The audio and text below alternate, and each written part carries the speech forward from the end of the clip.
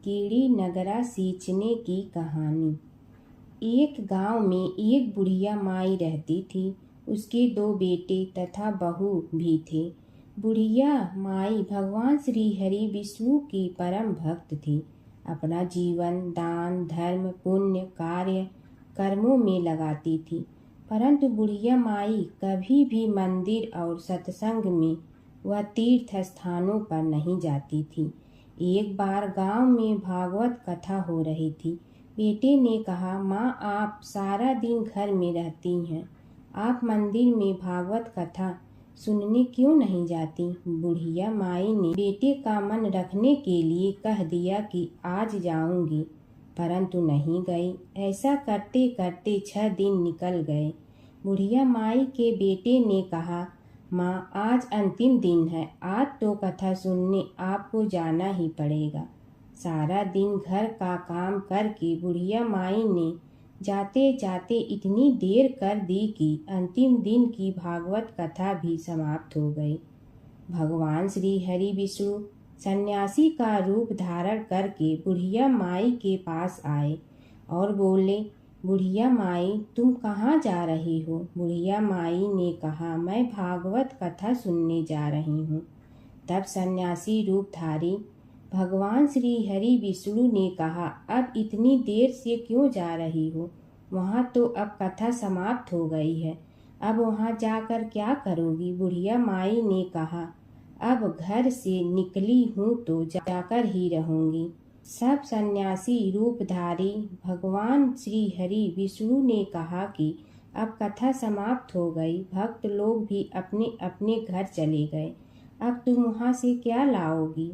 तो बुढ़िया माई बोली, कुछ नहीं तो मैं वहाँ से एक ईंट ही उठा लाऊंगी। तो सन्यासी रूपधारी भगवान श्री हरि विष्णु बोले, तुम वहाँ से मिट्टी की ईंट लाओगी, उसके बदले में मैं तुम्हें एक सोने की ईंट देता हूँ। बुढ़िया माई ने ईंट ले ली और घर की तरफ चल पड़ी और विचार करने लगी कि यदि यह ईंट मैं घर लेकर जाऊंगी तो बेटे बहू झगड़ने लगेंगे। इसीलिए घर के आंगन में बाहर ही बुढ़िया माई ने वह ईंट जमीन में गाड़ दी। परंतु अब बुढ़िया माई का ध्यान उस ईंट पर ही रहने लगा। खाने पीने घर के काम करने में सदैव बुढ़िया माई अपना ध्यान सोने की ईंट पर ही लगाई रखती। बेटे बहू ने पूछा, माँ पूरे दिन घर के आंगन में क्या करती रहती हो? तो बुढ़िया माई ने कहा, मैं आने जाने वाले को देखती रहती हूँ।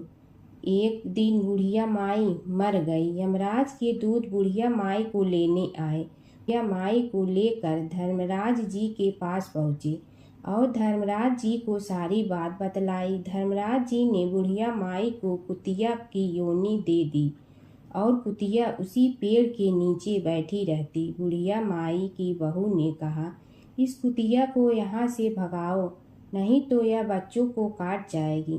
तो उसके बेटे ने उसकी पीठ पर एक लकड़ी मारी और बुढ़िया माई मर गई और को सर्प की योनि मिली। आंगन में सर्प को देखकर बेटे बहू ने किसी को काट नहीं जाए इसी डर से मार दिया। फिर बुढ़िया माई मरकर धर्मराज जी के पास पहुंची।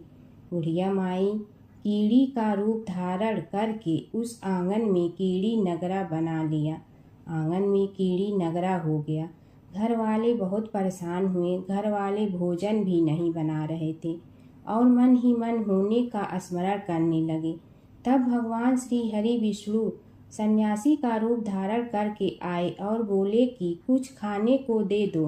तो घरवाले ने कहा, महाराज हमारे खाने को भी कुछ नहीं बनाया, क्योंकि हमारे घर में कीड़ी नगरा हो गया है, आप ही इसका कुछ उपाय बतलाइए।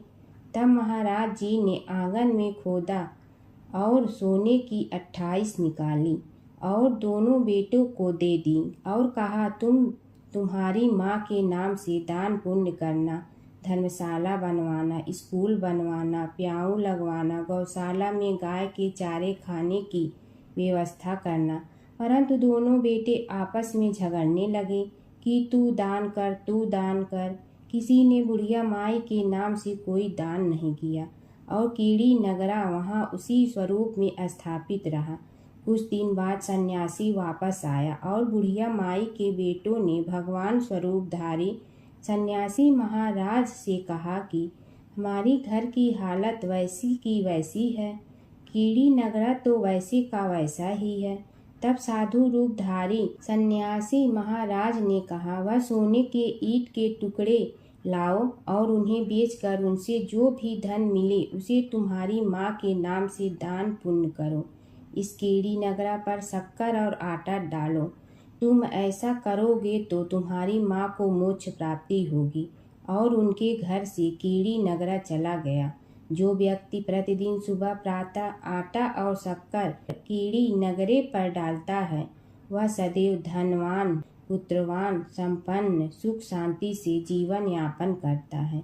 उसके घर में कभी कोई कष्ट नहीं आता है। उसका जीवन सदा सर्वदा आनंद से व्यतीत होता है।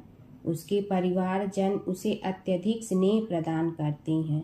कीड़ी नगरा प्रतिदिन सींचने से जुड़ी नगरी की कहानी सुनने से, दान पुण्य व धर्म कार्यों में रुचि लगाने से जीवन उत्तम हो जाता है।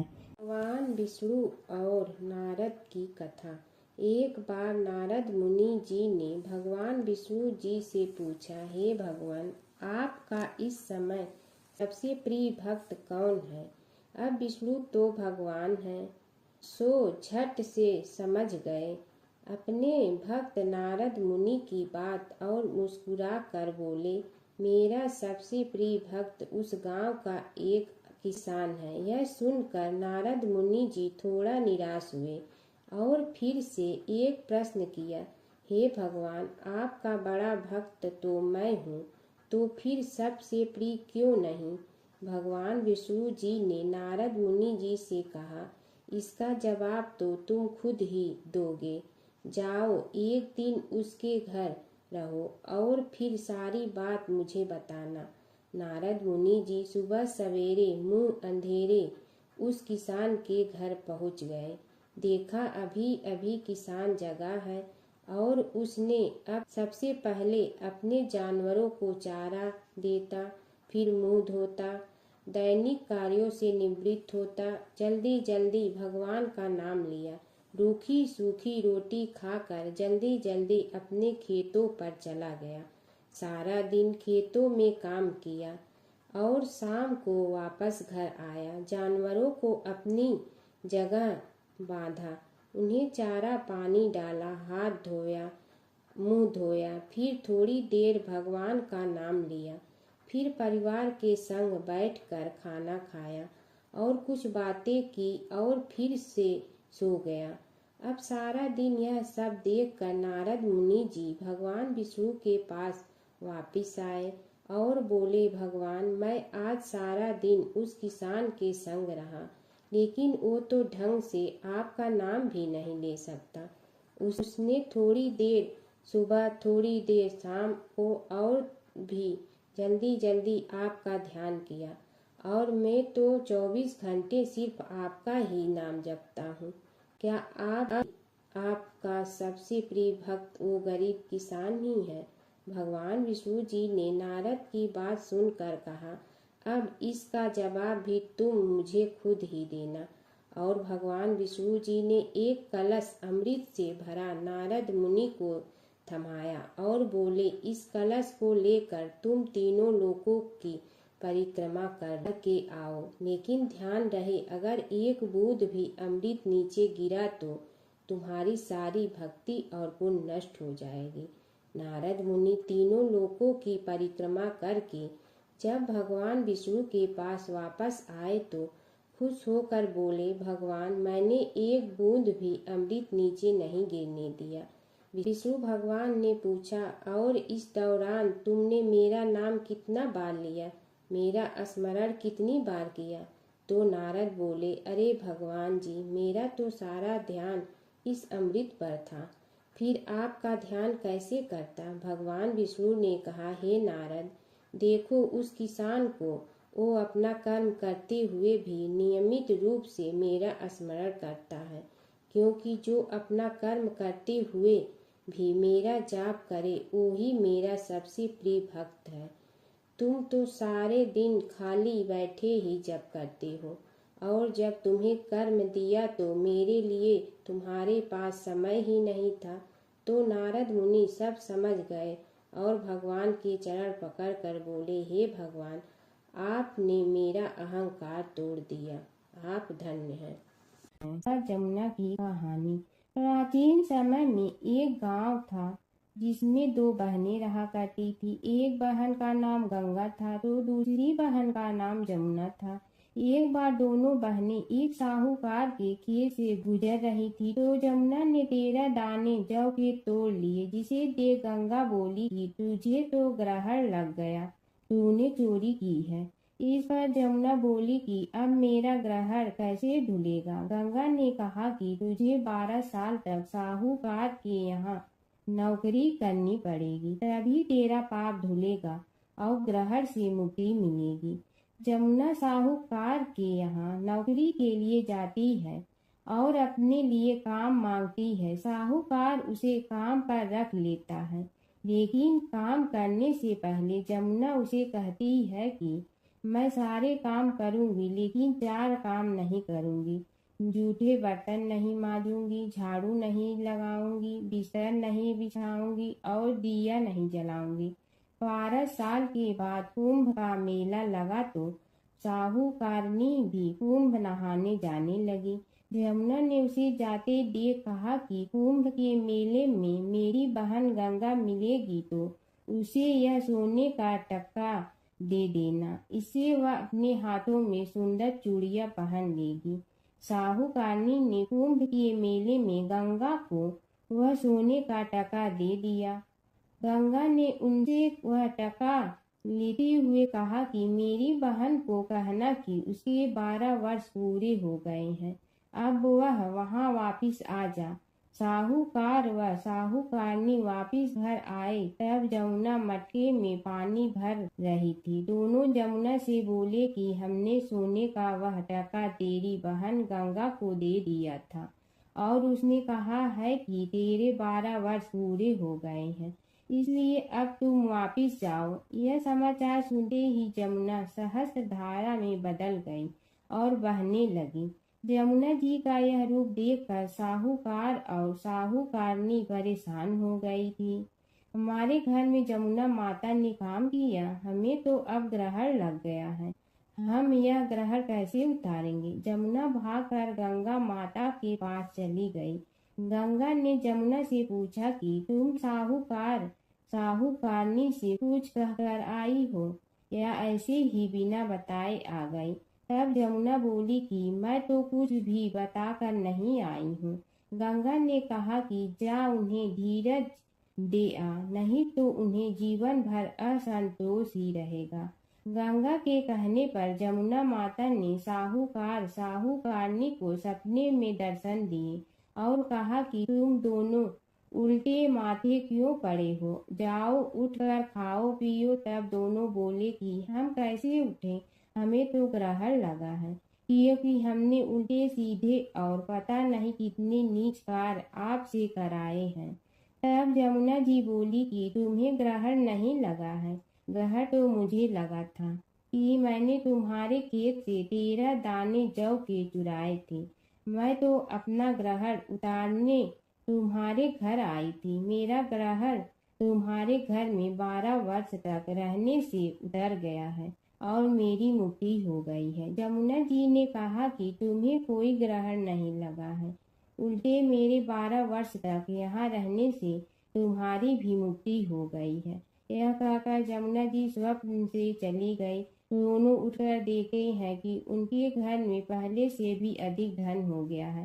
हे जमुना माता, जैसे आपने साहूकार व साहूकारनी की मुक्ति कराई, वैसे ही आप अपने सभी भक्तों की करना।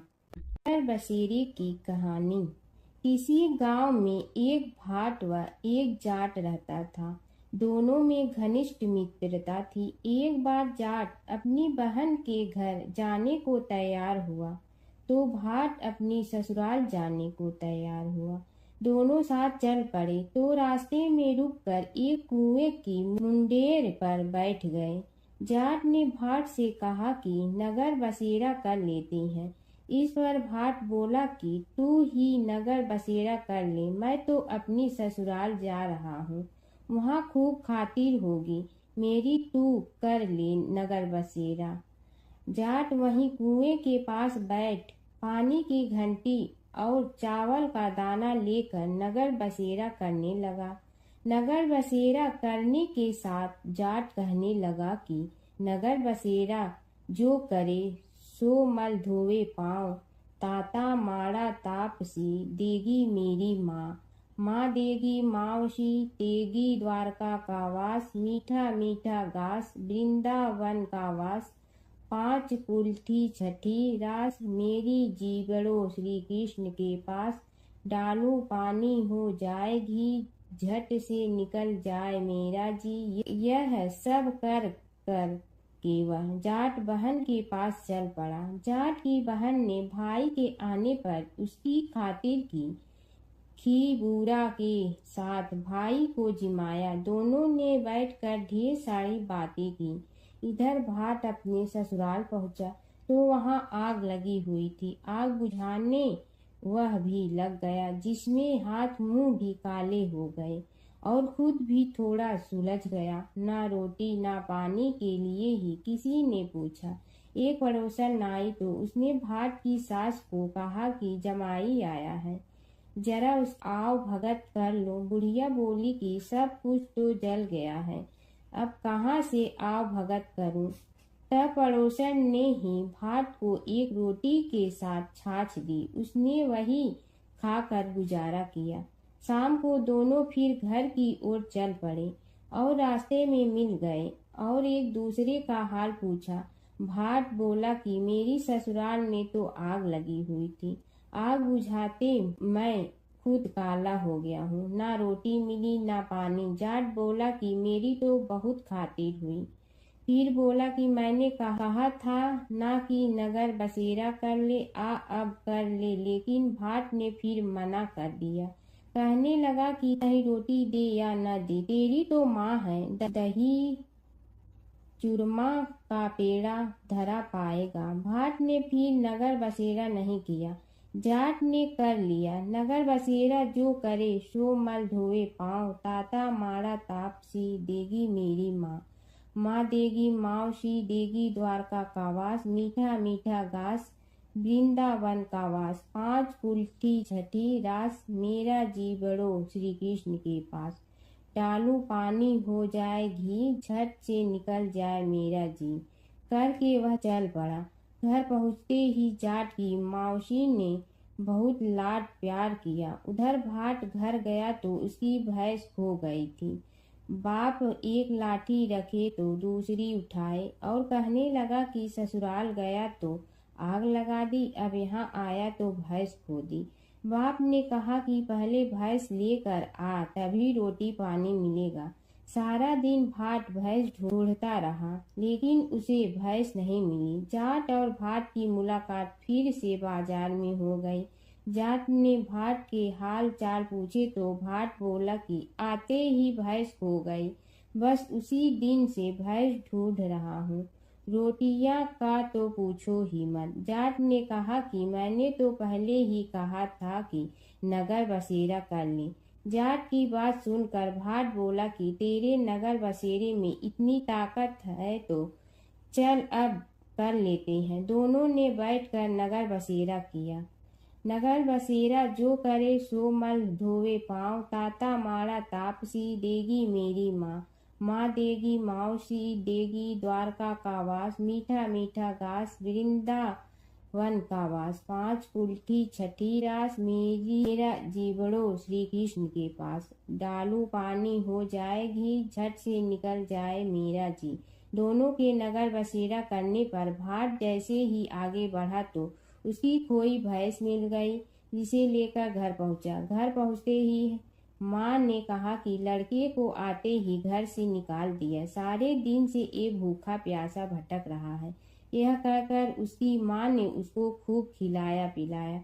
इस घटना के बाद सारे नगर में ढिंढोरा पिटवा गया कि तब कोई अपने पीहर या सास से आते जाते नगर बसेरा करें। जैसे भाट को नगर बसेरा करने का फल मिला, वैसे ही हर किसी को मिलेगी है। माता सीता की कथा। यह कहानी सीता माता कहती थी और श्री राम इसे सुना करते थे। एक दिन श्री राम भगवान को किसी काम के लिए बाहर जाना पड़ा, तो सीता माता कहने लगी कि भगवान, मेरा तो 12 वर्ष का नित्य नियम है। अब आप बाहर जाएंगे तो मैं अपनी कहानी किसे सुनाऊंगी। श्री राम ने कहा कि तुम कुएं की पाल पर जाकर बैठ जाना और वहां जो औरतें पानी भरने आएंगी उन्हें अपनी कहानी सुना देना। सीता माता कुएं की पाल पर जाकर बैठ जाती हैं। एक स्त्री आई, उसने रेशम की जड़ी की साड़ी पहन रखी थी और सोने का घड़ा ले रखा था। सीता माता उसे देख कहती हैं कि बहन, मेरा 12 वर्ष का नित्य नेम सुन लो। पर वह स्त्री बोली कि मैं तुम्हारा नित्य नेम सुनूंगी तो मुझे घर जाने में देरी हो जाएगी और मेरी सास मुझसे लड़ेंगी। उसने कहानी नहीं सुनी और चली गई। उसकी रेशम जड़ी की साड़ी फट गई, सोने का घड़ा मिट्टी के घड़े में बदल गया। सास ने देखा तो पूछा कि ये किसका दोष अपने सिर लेकर आ गई है। बहू ने कहा कि कुएं पर एक औरत बैठी थी, उसने कहानी सुनने के लिए कहा, लेकिन मैंने सुनी नहीं, जिसका यह फल मिला है। बहू की बात सुनकर अगले दिन वही साड़ी और घड़ा लेकर सास कुएं की पाल पर गई। सास को वहीं माता सीता बैठी मिली, तो माता सीता ने कहा कि बहन, मेरी कहानी सुन लीजिए। सास बोली कि एक बार छोड़, मैं तो 4 बार कहानी सुन लूंगी। राम आए लक्ष्मण आए, देश के पुजारी आए, नित नेम का नेम लाए, आओ राम बैठो राम। तपी रसोई जियो राम, माखन मिश्री खाओ राम। दूध बतासा पियो राम, सूत के पल का मोठो राम। साल दुसाला पोठो राम, साल दुसाला ओढ़ो राम। जब बोलो जब राम ही राम, राम संवारे सबके काम। खाली घर भंडार भरेंगे, सबका बेड़ा पार करेंगे। श्री राम जय राम जय जय राम। सास बोली कि बहन, कहानी तो बहुत अच्छी लगी। कहानी सुनकर सास घर चली गई और उसकी साड़ी फिर से रेशम जड़ी की बन गई। मिट्टी का घड़ा फिर सोने के घड़े में बदल गया। बहू कहने लगी, सासू माँ, आपने ये सब कैसे किया। सास ने कहा कि बहू, तू दोष लगा के आई थी और मैं अब दोष उतार कर आ रही हूँ। बहू ने फिर पूछा कि वह कुएं वाली स्त्री कौन है। सास बोली कि वे सीता माता थी। वे पुराने से नया कर देती हैं, खाली घर में भंडार भर देती हैं। वह लक्ष्मी जी का वास घर में कर देती हैं। आदमी की जो भी इच्छा हो उसे पूरा कर देती हैं। बहू बोली कि ऐसी कहानी मुझे भी सुना दो। सास बोली कि ठीक है, तुम भी सुनो। और सास ने कहानी शुरू की। राम आए लक्ष्मण आए, देश के पुजारी आए, नित नेम का नेम लाए, आओ राम बैठो राम। तपी रसोई जियो राम, माखन मिश्री खाओ राम। दूध बतासा पियो राम, सूत के पल का मोठो राम।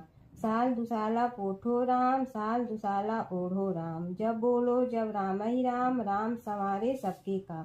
खाली घर भंडार भरेंगे, सबका बेड़ा पार करें। श्री राम जय जय राम। कहानी सुनकर बहू बोली कि कहानी तो बहुत अच्छी है। सास ने कहा कि ठीक है, इस कहानी को रोज कहा करेंगे। अब सास बहू रोज सवेरे उठती, नहाती धोती और पूजा करने के बाद नित नेम की सीता की कहानी कहती। एक दिन उनके यहाँ एक पड़ोस की औरत आई और बोली कि बहन, जरा सी आँच दे ना। तो वह बोली कि आज तो अभी हमने जलाई ही नहीं। पड़ोसन ने कहा कि तुम सुबह 4 बजे से उठकर क्या कर रही हो। फिर उन्होंने कहा कि सुबह उठकर हम पूजा करते हैं, फिर सीता माता की नित्य नेम की कहानी कहते हैं। पड़ोसन ने उसकी बात सुनकर फिर कहा कि सीता माता की कहानी कहने से तुम्हें क्या मिलता है। वे बोली कि इनकी कहानी कहने से घर में भंडार भर जाते हैं, सारे काम सिद्ध होते हैं, मन की इच्छा भी पूरी हो जाती है। पड़ोसन कहती है कि बहन ऐसी कहानी तो मुझे भी सुना दो। फिर वह बोली कि ठीक है, तुम भी यह कहानी सुन लो। राम आए लक्ष्मण आए, देश के पुजारी आए, नित नेम का नेम लाए, आओ राम बैठो राम। सारी कहानी सुनने के बाद पड़ोसन कहने लगी, बहन कहानी तो मुझे बहुत अच्छी लगी। अब वह पड़ोसन भी नित नेम सीता माता की कहानी कहने लगी। कहानी कहने से सीता माता ने पड़ोसन के भी भंडार भर दिए। अब तो पूरे मोहल्ले में नित नेम की कथा चल पड़ी। हर किसी की मनोकामना पूरी होने लगी। हे सीता माता, जैसे आपने उनके भंडार भरे वैसे ही आप हमारे भी भंडार भरना, सबकी भरना, कहानी सुनने वाले के भी और कहानी कहने वाले के भी। गणेश और बुढ़िया माई की कथा। एक बुढ़िया थी, वह बहुत ही गरीब और दृष्टिहीन थी। उसके एक बेटा और बहू थे। वह बुढ़िया सदैव गणेश जी की पूजा किया करती थी। एक दिन गणेश जी प्रकट होकर उस बुढ़िया से बोले, बुढ़िया माँ, तू जो चाहे सो मांग ले। बुढ़िया बोली, मुझे तो मांगना नहीं आता, कैसे और क्या मांगूं। तब गणेश जी बोले, अपने बहू बेटे से पूछ कर मांग ले। तब बुढ़िया ने अपने बेटे से कहा, गणेश जी कहते हैं तू कुछ मांग ले, बता मैं क्या मांगूं। पुत्र ने कहा, माँ तू धन मांग ले। बहू से पूछा तो बहू ने कहा, नाती मांग ले। तब बुढ़िया ने सोचा कि ये तो अपने अपने मतलब की बात कर रहे हैं। अतः उस बुढ़िया ने पड़ोसन से पूछा तो उन्होंने कहा, बुढ़िया तू तो थोड़े दिन जियोगी, क्यों तू धन मांगो और क्यों नाती मांगे। तू तो अपनी आँखों की रोशनी मांग ले, जिससे तेरी जिंदगी आराम से कट जाए। इस पर बुढ़िया बोली, यदि आप प्रसन्न है तो मुझे 9 करोड़ की माया दे, निरोगी काया दे, अमर सुहाग दे, आँखों की रोशनी दे, नाती दे, पोता दे और सब परिवार को सुख दे और अंत में मोक्ष दे। यह सुनकर तब गणेश जी बोले, बुढ़िया माँ, तुमने तो हमें ठग लिया। फिर भी जो तूने मांगा है वचन के अनुसार सब तुझे मिलेगा। और यह कहकर गणेश जी अंतर ध्यान हो गए। उधर बुढ़िया माँ ने जो कुछ मांगा वह सब कुछ मिल गया। हे गणेश जी महाराज, जैसे तुमने उस बुढ़िया माँ को सब कुछ दिया वैसे ही सबको देना। बुढ़िया माई को मुक्ति दी तुलसी माता की कथा। एक बुढ़िया माई तुलसी जी को सींचती और कहती कि हे तुलसी माता, सत की दाता, मैं तेरा बिडला सींचती हूँ, मुझे बहू दे, पीताम्बर की धोती दे, मीठा मीठा घास दे, बैकुंठा में वास दे, चटक की चाल दे, पटक की मोत दे, चंदन का काठ दे, रानी सा राज दे, दाल भात का भोजन दे, 11 की मौत दे, कृष्ण जी का कंधा दे। तब तुलसी माता यह सुनकर सूखने लगी। तो भगवान ने पूछा कि हे तुलसी, तुम क्यों सूख रही हो। तुलसी माता ने कहा कि एक बुढ़िया रोज आती है और यही बात कह जाती है, मैं सब बात तो पूरा कर दूंगी, लेकिन कृष्ण का कंधा कहाँ से लाऊंगी। तो भगवान बोले, जब वो मरेगी तो मैं अपने आप कंधा दे आऊँगा, तू बुढ़िया माई से कह देना। जब बुढ़िया माई मर गई, सब लोग आ गए। जब माई को ले जाने लगे तो वह किसी से न उठी। तब भगवान एक 12 बरस के बालक का रूप धारण करके आए। बालक ने कहा, मैं कान में एक बात कहूँगा तो बुढ़िया माई उठ जाएगी। बालक ने कान में कहा, बुढ़िया माई मन की निकाल ले, पीताम्बर की धोती ले, मीठा मीठा घास ले, बैकुंठा का वास ले, चटक की चाल ले, पटक की मोत ले, कृष्ण जी का कंधा ले। यह सुनकर बुढ़िया माई हल्की हो गई। भगवान ने कंधा दिया और बुढ़िया माई को मुक्ति मिल गई। हे तुलसी माता, जैसे बुढ़िया माई को मुक्ति दी वैसे सबको देना। एक बार अपने पुत्र के खातिर भगवान शिव और श्री कृष्ण के बीच छिड़ गया था प्रलयंकारी युद्ध। भगवान शिव जहाँ प्रलय के देवता हैं, वहीं श्री कृष्ण पालन करता। दोनों के कारण ही यह जगत सुचारू रूप से चल रहा है और दोनों महाशक्तिशाली हैं। लेकिन कभी आपने सोचा है कि अगर कभी दोनों में युद्ध हुआ तो उसका इस संसार पर क्या असर पड़ेगा और दोनों में से विजयी कौन होगा? चलिए जानते हैं एक पौराणिक कथा जहां इन दोनों के भयंकर युद्ध का वर्णन मिलता है। पौराणिक कथा के अनुसार एक बार राजा बलि के सबसे बड़े पुत्र बाणासुर ने शिवपुत्र कार्तिकेय की सुंदरता से मोहित होकर भगवान शिव का पुत्र बनने की इच्छा जताई। उसने भगवान शिव की कठोर तपस्या की, जिसके बाद शिव जी ने उसे अपने पुत्र के रूप में स्वीकार कर लिया। एक समय ऐसा आया जब बाणासुर की पुत्री उषा को श्री कृष्ण के पुत्र अनिरुद्ध से प्रेम हो गया। उषा की मायावी मित्र अप्सरा चित्रलेखा ने अनिरुद्ध और उषा का गंधर्व विवाह करा दिया। जब बाणासुर को यह बात पता चली तो उसने अनिरुद्ध का अपहरण कर उसे अपना बंदी बना लिया। फिर क्या था, श्री कृष्ण ने अपनी पूरी सेना के साथ बाणासुर की नगरी पर धावा बोल दिया। श्री कृष्ण और बाणासुर का युद्ध। बाणासुर श्री कृष्ण की नारायणी सेना से अकेले नहीं लड़ सकता था, इसलिए उसने भगवान शिव से मदद मांगी। अब युद्ध में श्री कृष्ण की नारायणी सेना के विरुद्ध बाणासुर की सेना के साथ भगवान शिव और कुमार कार्तिकेय भी लड़ रहे थे। युद्ध इतना भयानक था कि एक पल को लगा कि भगवान शंकर ने अग्निशस्त्र से गरुड़ पर सवार श्री कृष्ण, बलराम और प्रद्युम्न मारे गए। लेकिन उसी समय श्री कृष्ण ने वरुणास्त्र का प्रयोग कर महादेव के अग्नेस्त्र को शांत कर दिया। फिर शिव जी के अस्त्रों के जवाब में श्री कृष्ण ने वैष्णवास्त्र का प्रयोग किया, जिससे संपूर्ण जगत अंधकार में डूब गया। गुस्से में भगवान शंकर ने 4 पंखा वाला बाण अपने हाथ में ले लिया तो श्री कृष्ण ने जीभरास्त्र उठाया। इस तरह यह युद्ध समय के साथ विकराल हो गया और इस युद्ध से समस्त सृष्टि में हाहाकार मच गया। तब ब्रह्मा जी को युद्ध रोकने आना पड़ा। उन्होंने दोनों को सारी स्थिति स्पष्ट की कि किस प्रकार उनके युद्ध से संसार का विनाश हो रहा है।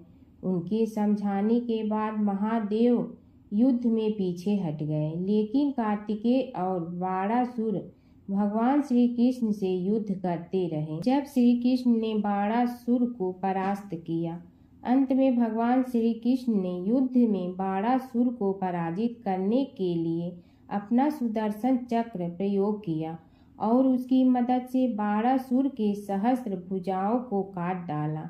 जैसे ही श्री कृष्ण अपने चक्र से उसका वध करने लगे, कार्तिकेय के साथ महादेव वहां फिर से पहुंच गए।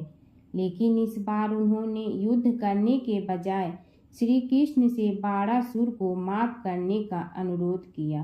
भगवान शिव ने श्री कृष्ण से कहा कि मैंने इसे अभय दान दिया है, इसलिए अगर आप इसका वध कर देंगे तो मेरा वचन झूठा पड़ जाएगा।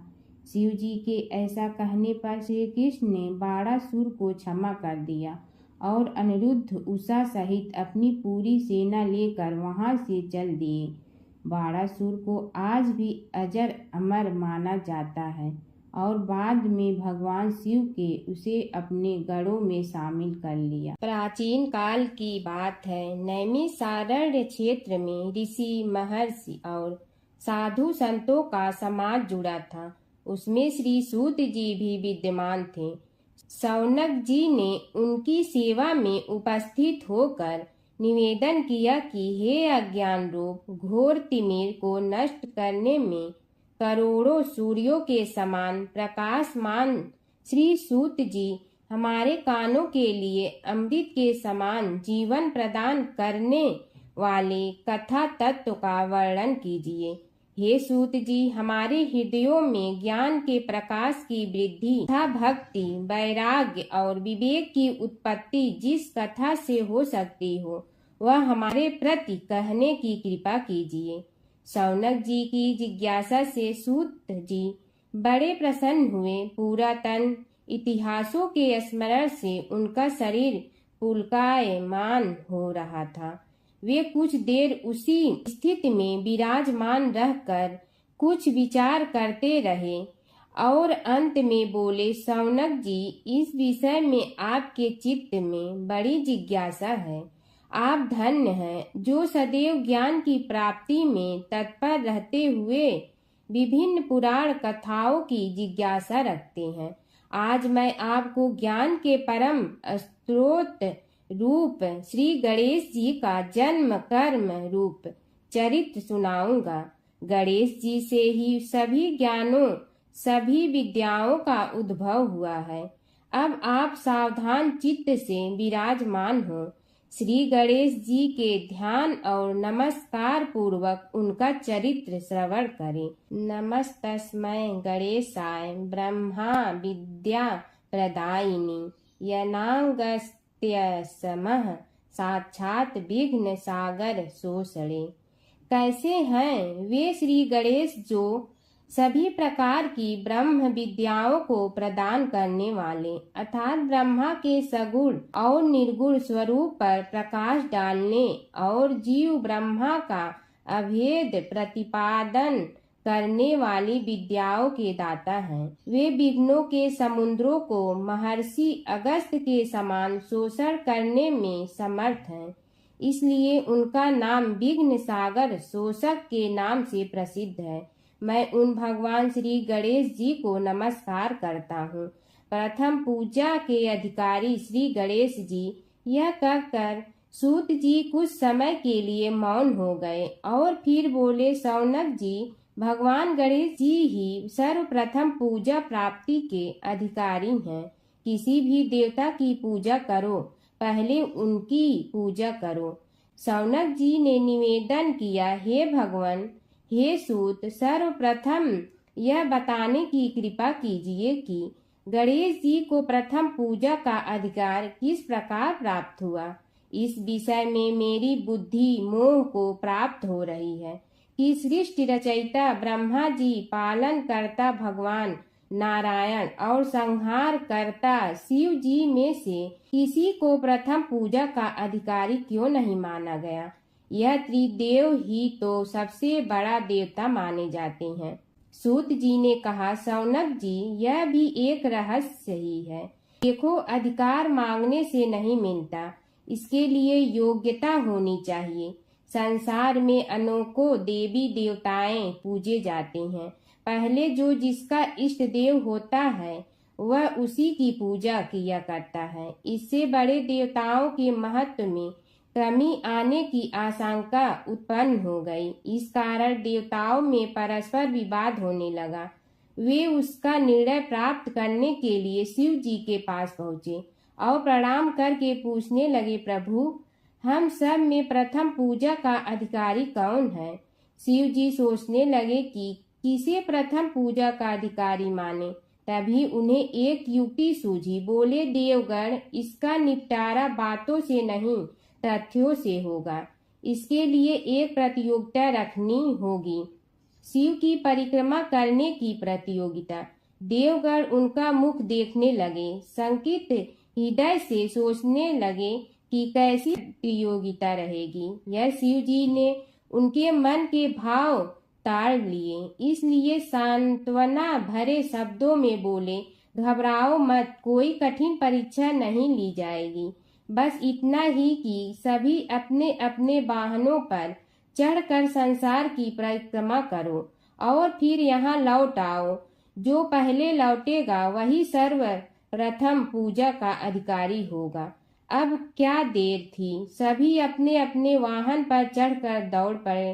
किसी का वाहन गजराज था तो किसी का सिंह, किसी का भैंसा तो किसी का मृग, किसी का हंस तो किसी का उल्लू, किसी का अश्व तो किसी का श्वान। अभिप्राय यह है कि वाहनों को विविधता के दर्शन उस समय जितने भले प्रकार से हो सकते थे उतने अन्य समय में नहीं। सबसे गया बीता वाहन गणेश जी का था मूषक, उससे चूहा भी कहते हैं। ऐसे वाहन के बल भरोसे इस प्रतियोगिता में सफल होना तो क्या, सम्मिलित होना भी हास्यास्पद है। गणेश जी ने सोचा, छोड़ो, क्या होगा प्रतियोगिता में भाग लेने से, हम तो यहाँ बैठे रह कर ही तमाशा देखेंगे। वे बहुत देर तक विचार करते रहे। अंत में उन्हें एक युक्ति सूझी। शिव जी स्वयं ही जगदाता हैं, यह संसार उन्हीं का प्रतिबिंब है, तब क्यों न इन्हीं की परिक्रमा कर ली जाए। इनकी परिक्रमा करने से ही संसार की परिक्रमा हो जाएगी। ऐसा निश्चय कर उन्होंने मूषक पर चढ़कर शिव जी की परिक्रमा की और उनके समक्ष जा पहुँचे। शिव जी ने कहा, तुमने परिक्रमा पूर्ण कर ली? उन्होंने उत्तर दिया, जी हाँ। शिव जी सोचने लगे कि इसे तो यहीं घूमते हुए देखा, फिर परिक्रमा कैसे कराया। देवताओं का परिक्रमा करके लौटना आरंभ हुआ और उन्होंने गणेश जी को वहां बैठे देखा तो माथा ठनक गया। फिर भी साहस करके बोले, अरे तुम विश्व की परिक्रमा के लिए नहीं गए? गणेश जी ने कहा, अरे मैं कब का यहाँ आ गया। देवता बोले, तुम्हें तो कहीं भी नहीं देखा। गणेश जी ने उत्तर दिया, देखते कहाँ से, समस्त संसार शिव जी में विद्यमान है। इनकी परिक्रमा करने से ही संसार की परिक्रमा पूर्ण हो गई। सूत जी बोले, शौनक, इस प्रकार गणेश जी ने अपनी बुद्धि के बल पर ही विजय प्राप्त कर ली। उनका कथन सत्य था, इसलिए कोई विरोध करता भी तो कैसे। बस उसी दिन से गणेश जी की प्रथम पूजा होने लगी। प्राचीन काल की बात है। एक नगर में धर्मपाल नाम का एक निर्धन किंतु अत्यंत धर्मनिष्ठ व्यक्ति रहता था। वह न तो अधिक पूजा पाठ जानता था और न ही उसके पास धन था, परंतु उसके हृदय में भगवान विष्णु के प्रति अपार श्रद्धा थी। प्रतिदिन प्रातः स्नान कर भगवान विष्णु का स्मरण करता और तुलसी दल अर्पित करता। तब भी वह हरि नाम का जाप करता रहता। एक दिन किसी कारणवश वह पूजा न कर सका। मन में ग्लानि हुई और रात को उसने भगवान विष्णु से क्षमा याचना की। उसी रात उसे स्वप्न में विष्णु ने दर्शन दिए और कहा, हे भक्त, जो भी व्यक्ति श्रद्धा से मेरा स्मरण करता है मैं उसके सभी पाप हर लेता हूँ। भक्ति में विधि नहीं, भाव प्रधान होता है। कुछ समय बाद धर्मपाल के जीवन की सभी कठिनाइयाँ दूर हो गई। उसके घर में सुख, शांति और समृद्धि आ गई। अंत समय में उसे वैकुंठ लोक की प्राप्ति हुई। विष्णु भगवान की कथा। एक नगर में एक सेठ व एक सेठानी रहते थे और सेठानी रोज विष्णु भगवान की पूजा करती थी। सेठ को उसका पूजा करना बिल्कुल अच्छा नहीं लगता था। इसी वजह से एक दिन सेठ ने सेठानी को घर से निकाल दिया। घर से निकलने पर वह जंगल की ओर गई तो देखा 4 आदमी मिट्टी खोदने का काम कर रहे थे।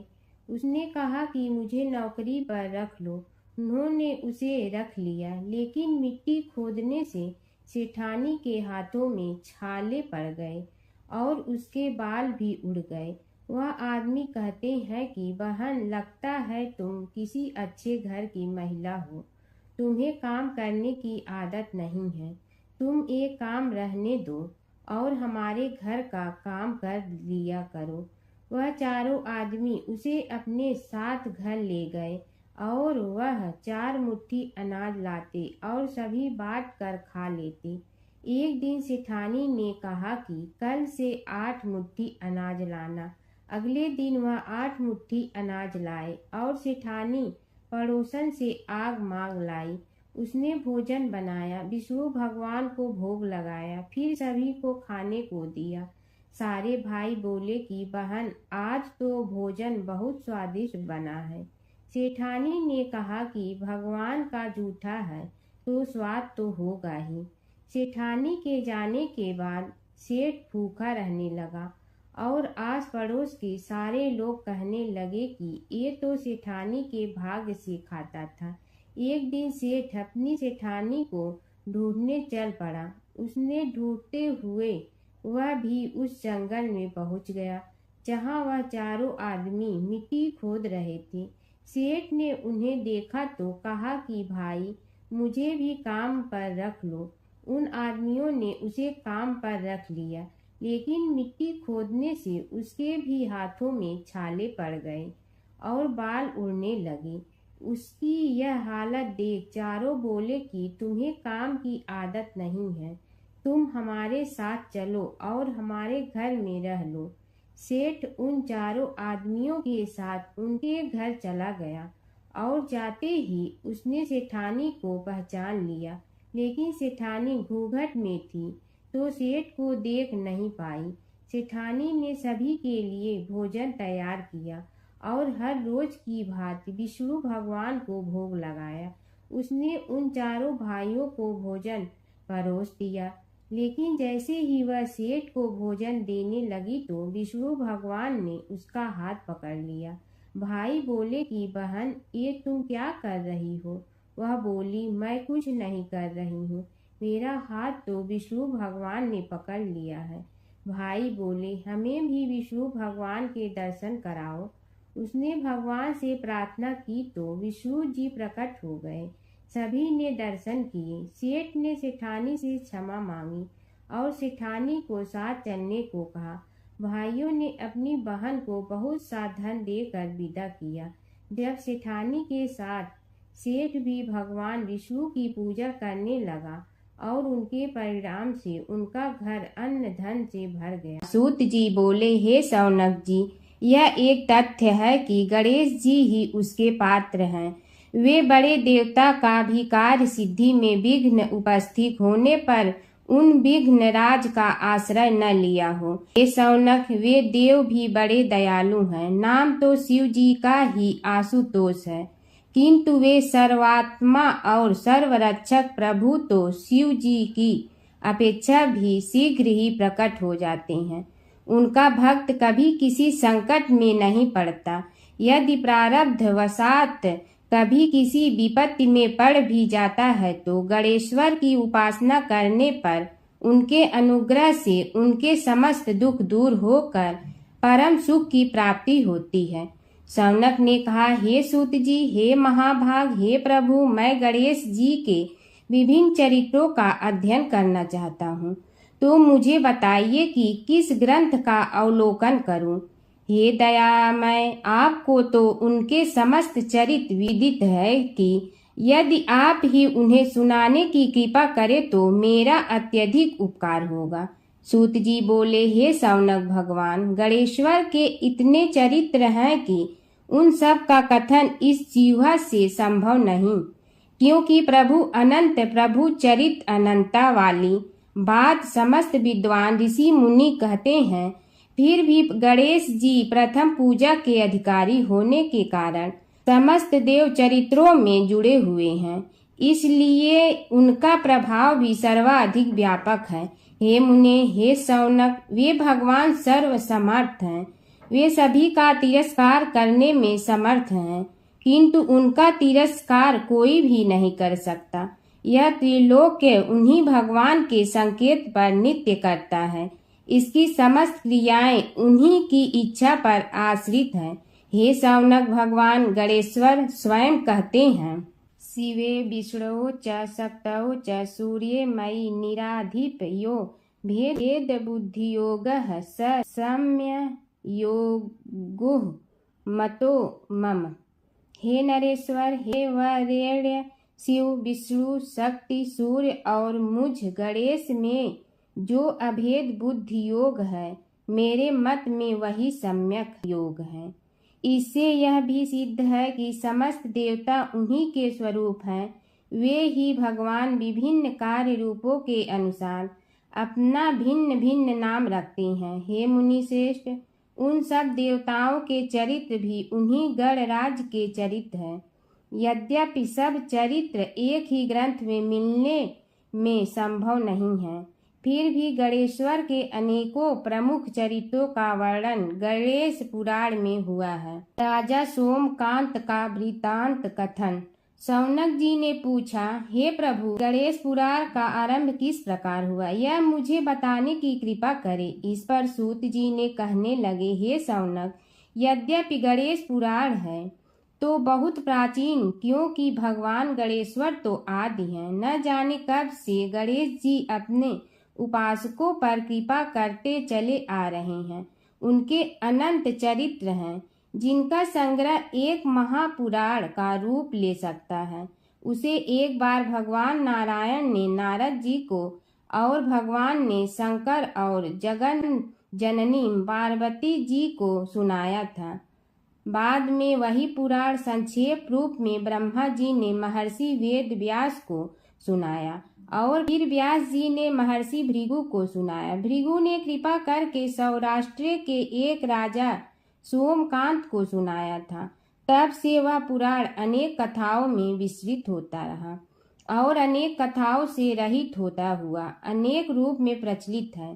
शौनक जी ने पूछा, भगवान, आप यह बताने का कष्ट करें कि राजा सोमकांत कौन था। उसने महर्षि से गणेश पुराण का श्रवण कहाँ किया था, उस पुराण के श्रवण से उसे क्या क्या उपलब्धियां हुई। हे नाथ, मुझे श्री गणेश्वर की कथा के प्रति उत्कंठा बढ़ती ही जा रही है। सूत जी बोले, हे शौनक, सौराष्ट्र के देवनगर नाम की एक प्रसिद्ध राजधानी थी। वहाँ का राजा सोमकांत था। वह अपनी प्रजा का पुत्र के समान पालन करता था। वह वेद ज्ञान संपन्न, शस्त्र विद्या में पारंगत एवं प्रबल प्रतापी राजा, समस्त राजाओं में मान्य तथा अत्यंत वैभवशाली था। उसका ऐश्वर्य कुबेर के भी ऐश्वर्य को लज्जित करता था। उसने अपने पराक्रम से अनेकों देश जीत लिए थे।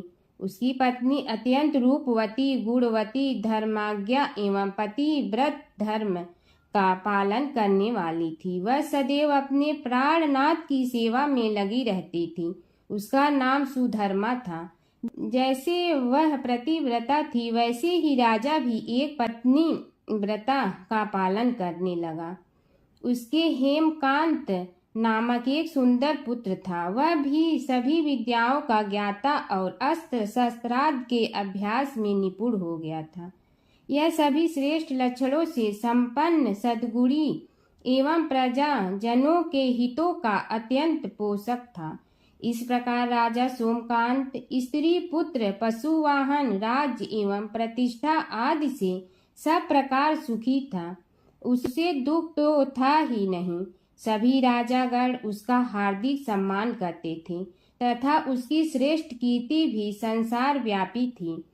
परंतु युवा अवस्था के अंत में सोमकांत को घृणित कोष्ठ रोग हो गया। उसके अनेक उपचार किए गए, किंतु कोई लाभ नहीं हुआ। रोग शीघ्रता से बढ़ने लगा और उसके कीड़े पड़ गए। जब रोग की अधिक वृद्धि होने लगी और उसका कोई उपाय न हो सका, तो राजा ने मंत्रियों को बुलाकर कहा, सुव्रतो, जाने किस कारण यह रोग मुझे पीड़ित कर रहा है। अवश्य ही यह किसी पूर्व जन्म के पाप का फल होगा। इसलिए मैं अब अपना समस्त राजपाट छोड़कर वन में रहूंगा। मेरे पुत्र हेमकांत को मेरे समान मानकर राज्य शासन का धर्म पूर्वक संचालन कराते रहें। यह कहकर राजा ने शुभ दिन दिखवाकर अपने पुत्र हेमकांत को राज्य पद पर अभिषेक किया और अपनी पत्नी सुधर्मा के साथ निर्जन वन की ओर चल दिया। प्रजापालक राजा के वियोग में समस्त प्रजा जन अश्रु बहाते हुए उनके साथ चले गए। राज्य की सीमा पर पहुंचकर राजा ने अपने पुत्र अमात्यगण और प्रजा जनों को समझाया, आप सब लोग धर्म के जानने वाले, श्रेष्ठ आचरण में तत्पर एवं सहृदय हैं। यह संसार तो वैसे भी परिवर्तनशील है। जो आज है वह कल नहीं था और आने वाले कल में भी नहीं रहेगा। इसलिए मेरे जाने से दुख का कोई कारण नहीं है। मेरे स्थान पर मेरा पुत्र सभी कार्यों को करेगा, इसलिए आप सब उसके अनुशासन में रहते हुए उसे सदैव सम्मान करते रहें। फिर पुत्र से कहा, बेटा, यह स्थिति सभी के समझ आती रही है। हमारे पूर्व पुरुष भी परंपरागत रूप से वृद्धावस्था आने पर वन में जाते रहे हैं। मैं कुछ समय पहले ही वन में जा रहा हूँ, तो कुछ पहले या पीछे जाने में कोई अंतर नहीं पड़ता। यदि कुछ वर्ष बाद जाऊं तब भी मोह का त्याग करना ही होगा। इसलिए हे वत्स, तुम दुखित मत हो और मेरी आज्ञा मानकर राज्य शासन को ठीक प्रकार चलाओ। ध्यान रखना, क्षत्रिय धर्म का कभी त्याग न करना और प्रजा को सदा सुखी रखना। इस प्रकार राजा सोमकांत ने सभी को समझा बुझाकर वहां से वापस लौट आया और स्वयं अपनी पतिव्रता भार्या के साथ वन में प्रवेश किया। पुत्र हेमकांत के आग्रह से उसने सुबल और ज्ञान गम्य नामक 2 आत्माओं को भी साथ ले लिया। उन सब ने एक समतल एवं सुंदर स्थान देखकर वहां विश्राम किया। तभी उन्हें एक मुनि कुमार दिखाई दिया। राजा ने उससे पूछा, तुम कौन हो, कहाँ रहते हो? यदि उचित समझो तो मुझे बताओ। मुनि बालक ने कोमल बाणी में कहा, मैं महर्षि भृगु का पुत्र हूँ। मेरा नाम च्यवन है। हमारा आश्रम निकट में ही है। अब आप भी अपना परिचय दीजिए। राजा ने कहा, मुनि कुमार, आपका परिचय पाकर मुझे बड़ी प्रसन्नता हुई। मैं सौराष्ट्र के देवनगर नामक राज्य का अधिपति रहा हूँ। अब अपने पुत्र को राज्य देकर मैंने अरण्य की शरण ली है। मुझे कुष्ठ रोग अत्यंत पीड़ित किए हुए हैं। उसकी निवृत्ति का कोई उपाय करने वाला हो तो कृपा कर मुझे बताइए। मुनि कुमार ने कहा, मैं अपने पिताजी से अपना वृतांत कहता हूँ, फिर वे जैसा कहेंगे आपको बताऊंगा। यह कहकर मुनि बालक चला गया और कुछ देर में ही आकर बोला, राजन, मैंने आपका वृतांत अपने पिताजी को बताया। उनकी आज्ञा हुई है कि आप सब मेरे साथ आश्रम में चलकर उनसे भेंट करें, तभी आपके रोग के विषय में भी विचार किया जाएगा। राजा सोमकांत के पूर्व जन्म का वृत्तांत भृगु द्वारा वर्णन। राजा अपनी पत्नी और अमात्यों के सहित च्यवन के साथ साथ भृगु आश्रम में जा पहुंचा और उन्हें प्रणाम कर बोला, हे भगवान, हे महर्षि, मैं आपकी शरण हूँ। आप मुझ कुष्ठी पर कृपा कीजिए। महर्षि बोले, राजन, यह तुम्हारे किसी पूर्व जन्म कृत पाप का ही उदय हो गया है। इसका उपाय मैं विचार करके बताऊंगा। आज तो तुम सब स्नान आज से निवृत्त होकर रात्रि विश्राम करो। महर्षि की आज्ञा अनुसार सबने स्नान भोजन आदि के उपरांत रात्रि व्यतीत की और प्रातः काल स्नान आदि नित्य कर्मों से निवृत्त होकर महर्षि की सेवा में उपस्थित हुए। महर्षि ने कहा, राजन, मैंने तुम्हारे पूर्व जन्म का वृत्तांत जान लिया हूँ और यह भी विदित कर लिया है कि किस पाप के फल से तुम्हें इस रोग की प्राप्ति हुई है। यदि तुम चाहो तो उसे सुना दूं। राजा ने हाथ जोड़कर निवेदन किया, बड़ी कृपा होगी मुनिनाथ, मैं उसे सुनने के लिए उत्कंठित हूँ। महर्षि ने कहा, तुम पूर्व जन्म में एक धनवान वैश्य के लाडले पुत्र थे। वह वैश्य विंध्याचल के निकट कौलहार नामक ग्राम में निवास करता था। उसकी पत्नी का नाम सुलोचना था। तुम उसी वैश्य दंपत के पुत्र हुए। तुम्हारा नाम कामद था। तुम्हारा लालन पालन बड़े लाड चाव से हुआ। उन्होंने तुम्हारा विवाह एक अत्यंत सुंदरी वैश्य कन्या से कर दिया था, जिसका नाम कुटुम्बिनी था। यद्यप तुम्हारी भार्या सुशीला थी और तुम्हें सदैव धर्म में निरत देखना चाहती थी, किंतु तुम्हारा स्वभाव वासनांध होने के कारण दिन प्रतिदिन उज्जवल होता जा रहा था। किंतु माता पिता भी धार्मिक थे, इसलिए उनके सामने तुम्हारी उछलता दबी रही। परंतु माता पिता की मृत्यु के बाद तुम निरंकुश हो गए और अपनी पत्नी की बात भी नहीं मानते थे। तुम्हें अनाचार में प्रवृत्त देखकर उसे दुख होता था, तो भी उसका कुछ बस न चलता था। तुम्हारी उन्मत्तता चरम सीमा पर थी। अपनों से भी द्वेष और क्रूरता का व्यवहार किया करते थे, हत्या आदि कराते थे। तुम्हारे लिए सामान्य बात हो गई। पीड़ित व्यक्तियों ने तुम्हारे विरुद्ध राजा से पुकार की, अभियोग चला और तुम्हें राज्य की सीमा से भी बाहर चले जाने का आदेश हुआ। तब तुम घर छोड़कर किसी निर्जन वन में रहने लगे। उस समय तुम्हारा कार्य लोगों को लूटना और हत्या करना ही रह गया। एक दिन मध्याह्न काल था। गुणवर्धक नामक एक विद्वान ब्राह्मण उधर से निकला। बेचारा अपनी पत्नी को लिवाने के लिए ससुराल जा रहा था। तुमने उस ब्राह्मण युवक को पकड़कर लूट लिया।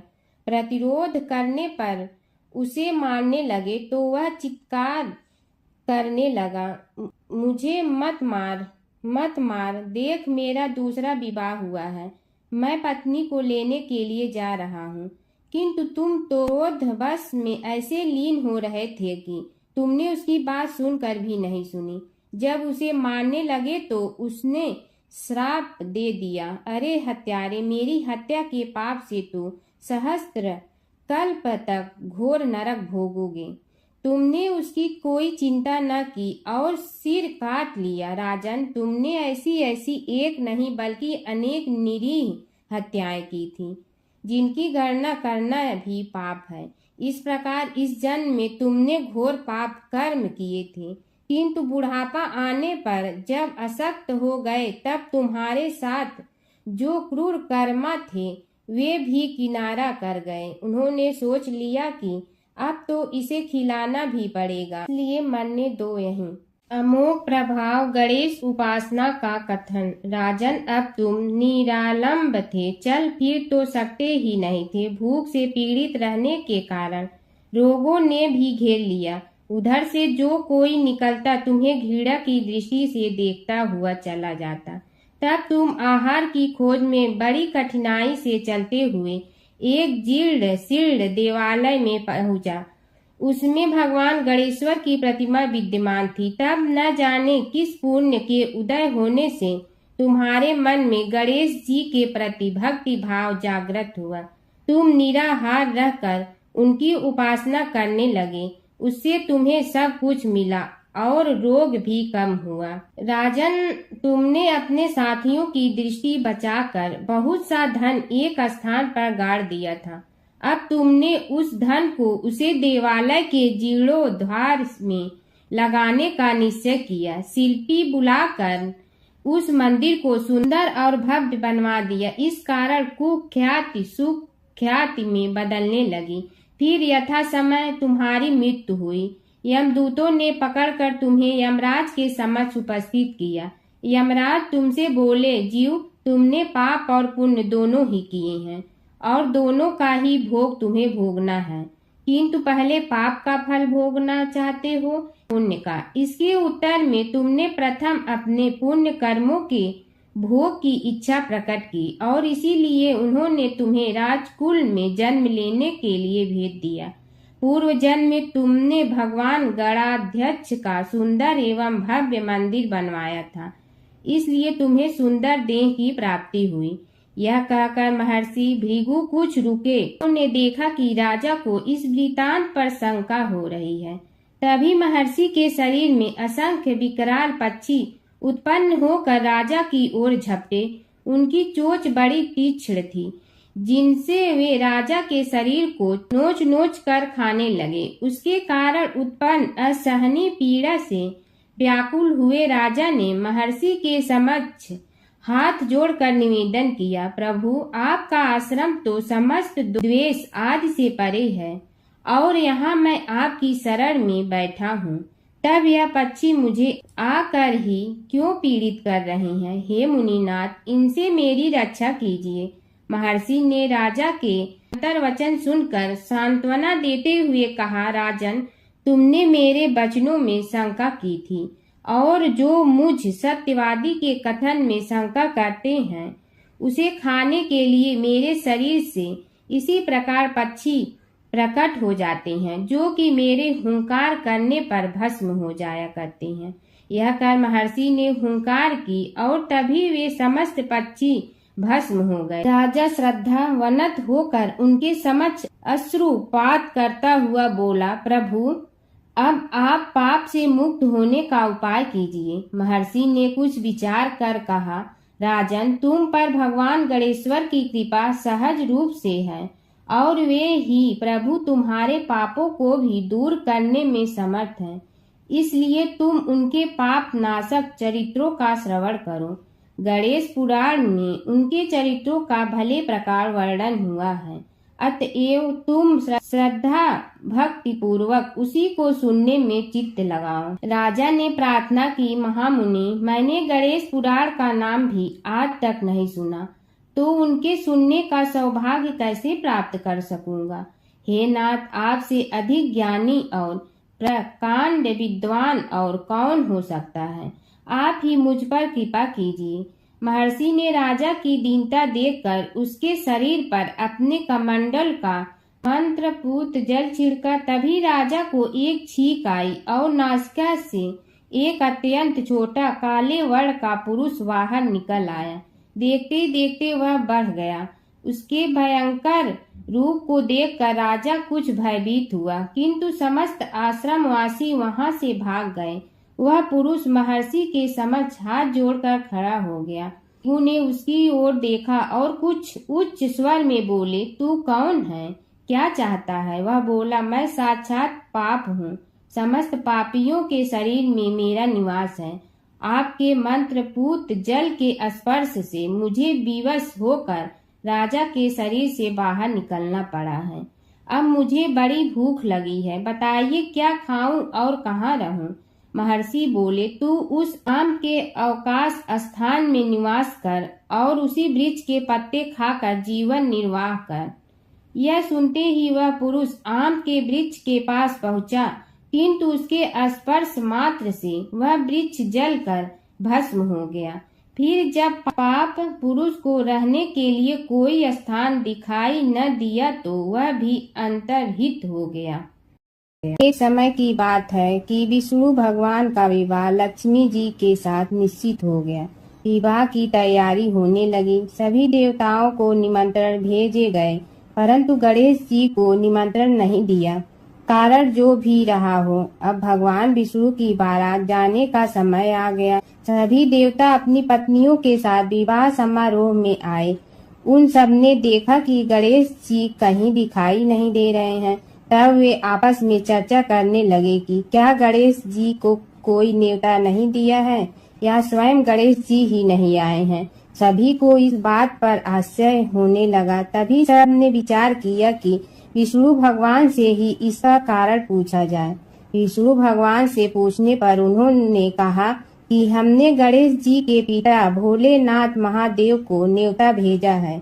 यदि गणेश जी अपने पिता के साथ आना चाहते हैं तो आ जाते, अलग से न्योता देने की कोई आवश्यकता भी नहीं थी। दूसरी बात यह है कि उनको 1.25 मन मूंग, 1.25 मन चावल, 1.25 मन घी और 1.25 मन लड्डू का भोजन दिन भर में चाहिए। यदि गणेश जी नहीं आएंगे तो कोई बात नहीं, दूसरे के घर जाकर इतना सारा खाना पीना अच्छा भी नहीं लगता। इतनी वार्ता कर ही रहे थे कि किसी एक ने सुझाव दिया, यदि गणेश जी आ भी जाए तो उनके द्वारपाल बनाकर बैठा देंगे कि आप घर की याद रखना। आप तो चूहे पर बैठकर धीरे धीरे चलोगे तो बारात से बहुत पीछे रह जाओगे। यह सुझाव भी सबको पसंद आ गया, तो विष्णु भगवान ने भी अपनी सहमति दे दी। होना क्या था कि इतने में गणेश जी वहां आ पहुंचे और उन्हें समझा बुझाकर घर की रखवाली करने बैठा दिया गया। बारात चल रही थी, तब नारद जी ने देखा कि गणेश जी तो दरवाजे पर ही बैठे हुए हैं, तो वे गणेश जी के पास गए और रुकने का कारण पूछा। गणेश जी कहने लगे कि विष्णु भगवान ने मेरा बहुत अपमान किया है।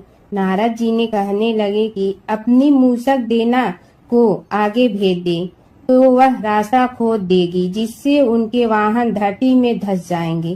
तब आपको सम्मान पूर्वक बुलाना पड़ेगा। अब तो गणेश जी ने अपनी मूसक सेना जल्दी से आगे भेज दी और सेना ने जमीन पोली कर दी। जब बारात वहां से निकली तो रथों के पहिए धरती में धंस गए। लाख कोशिश करे परंतु पहिए नहीं निकले। सभी ने अपने अपने उपाय किए परंतु पहिए तो नहीं निकले, बल्कि जगह जगह से टूट गए। किसी की समझ में नहीं आ रहा था कि अब क्या किया जाए। तब तो नारद जी ने कहा, आप लोगों ने गणेश जी का अपमान करके अच्छा नहीं किया। यदि उन्हें मना कर लाया जाए तो आपका कार्य सिद्ध हो सकता है और यह संकट टल सकता है। शंकर भगवान ने अपने दूत नंदी को भेजा और वे गणेश जी को लेकर आए। गणेश जी का आदर सम्मान के साथ पूजन किया। तब कहीं रथ के पहिए निकले। अब रथ के पहिए निकल के परंतु टूट फूट गए तो उन्हें सुधारे गए। पास के खेत में खाती काम कर रहा था, उसे बुलाया गया। खाती अपना कार्य करने के पहले श्री गणेशाय नमः कहकर गणेश जी की वंदना मन ही मन करने लगा। देखते ही देखते खाती ने सभी पहियों को ठीक कर दिया। तब खाती कहने लगा कि हे देवताओं, आपने सर्वप्रथम गणेश जी को नहीं मनाया होगा और न ही उनकी पूजन की होगी, इसीलिए तो आपके साथ यह संकट आया है। हम तो मूर्ख अज्ञानी हैं, फिर भी पहले गणेश जी को पूजते हैं, उनका ध्यान करते हैं। आप लोग तो देवतागण हैं, फिर भी आप गणेश जी को कैसे भूल गए। अब आप लोग भगवान श्री गणेश जी की जय बोल कर जाएं तो आपके सब काम बन जाएंगे और संकट कट जाएंगे। ऐसा कहते हुए बारात वहां से चल दी और विष्णु भगवान को लक्ष्मी जी के साथ विवाह संपन्न करा के सभी सकुशल घर लौट आए। हे गणेश जी महाराज, आपने विष्णु को जैसे कारज सारियो ऐसे कारज सबको सिद्ध कर जो। बोलो गजानन भगवान की जय। हर व्रत कथा के साथ पढ़ी और सुनी जाने वाली लपसी तपसी की यह कहानी। एक लपसी था, एक तपसी था। तपसी हमेशा भगवान की तपस्या में लीन रहता था। लपसी रोजाना सवा सेर की लपसी बनाकर भगवान का भोग लगाकर जीम लेता था। एक दिन दोनों लड़ने लगे। तपसी बोला, मैं रोज भगवान की तपस्या करता हूँ, इसलिए मैं बड़ा हूँ। लपसी बोला, मैं रोज भगवान को सवा सेर लपसी का भोग लगाता हूँ, इसलिए मैं बड़ा हूँ। नारद जी वहाँ से गुजर रहे थे। दोनों को लड़ता देखकर उनसे पूछा कि तुम क्यों लड़ रहे हो। तपसी ने खुद के बड़ा होने का कारण बताया और लपसी ने अपना कारण बताया। नारद जी बोले, तुम्हारा फैसला मैं करूँगा। दूसरे दिन लपसी और तपसी नहाकर अपनी रोज की भक्ति करने आए तो नारद जी ने छुपकर 1.25 करोड़ की एक एक अंगूठी उन दोनों के आगे रख दी। तपसी की नज़र उस अंगूठी पर पड़ी जो उसने चुपचाप अंगूठी उठाकर अपने नीचे दबा ली। तब लपसी की नज़र अंगूठी पर पड़ी, लेकिन उसने ध्यान नहीं दिया। भगवान को भोग लगाकर लपसी खाना खाने लगा। नारद जी सामने आए तो दोनों ने पूछा कि कौन बड़ा, तो नारद जी ने तपसी से खड़ा होने को कहा। वो खड़ा हुआ तो उसने नीचे दबी अंगूठी दिखाई पड़ी। नारद जी ने लपसी से कहा, तपस्या करने के बाद भी तुम्हारी चोरी करने की आदत नहीं गई, इसलिए लपसी बड़ा है और तुम्हें तुम्हारी तपस्या का कोई फल भी नहीं मिलेगा। तपसी शर्मिंदा होकर माफ़ी मांगने लगा। उसने नारद जी से पूछा, मुझे मेरी तपस्या का फल कैसे मिलेगा। नारद जी ने कहा, यदि कोई गाय और कुत्ते की रोटी नहीं बनाएगा तो फल तुम्हें मिलेगा।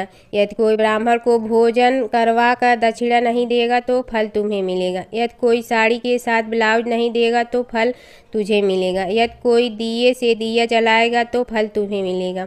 यदि कोई सारी कहानी सुने लेकिन तुम्हारी कहानी नहीं सुने तो फल तुझे मिलेगा। उसी दिन से हर व्रत कथा कहानी के साथ लपसी तपसी की कहानी भी सुनी और कही जाती है। ओम जय जगदीश हरे स्वामी जय जगदीश हरे। भक्त जनों के संकट क्षण में दूर करे। ओम जय जगदीश हरे। जो ध्यावे फल पावे दुख बिन दे मन का। सुख संपत्ति घर आवे कष्ट मिटे तन का। ओम जय जगदीश हरे। मात पिता तुम मेरे शरण कहूँ किसकी। तुम विनय और न दूजा आस करूँ जिसकी। ओम जय जगदीश हरे। तुम पूर्ण परमात्मा तुम अंतर्यामी। पार ब्रह्म परमेश्वर तुम सबके स्वामी। ओम जय जगदीश हरे। तुम बिंदा के सागर तुम पालन करता। मैं मूर्ख कल काम कृपा करो भरता। ओम जय जगदीश हरे। तुम हो ये कय गोचर सबके प्राणपति। किस विधि मिलूं दया में तुमको मैं कुमति। ओम जय जगदीश हरे। दीन बंधु दुख हरता तुम रक्षक मेरे। अपने हाथ उठाओ द्वार पड़ा तेरे। ओम जय जगदीश हरे। विषय विकार मिटा पाप हरो देवा। श्रद्धा भक्ति बढ़ाओ संतन की सेवा। ओम जय जगदीश हरे। तन मन धन सब तेरा स्वामी सब कुछ है तेरा। तेरा तुझको अर्पण क्या लागे मेरा। ओम जय जगदीश हरे। जय जगदीश हरे स्वामी जय जगदीश हरे। भक्त जनों के संकट क्षण में दूर करे। ओम जय जगदीश हरे स्वामी जय जगदीश हरे।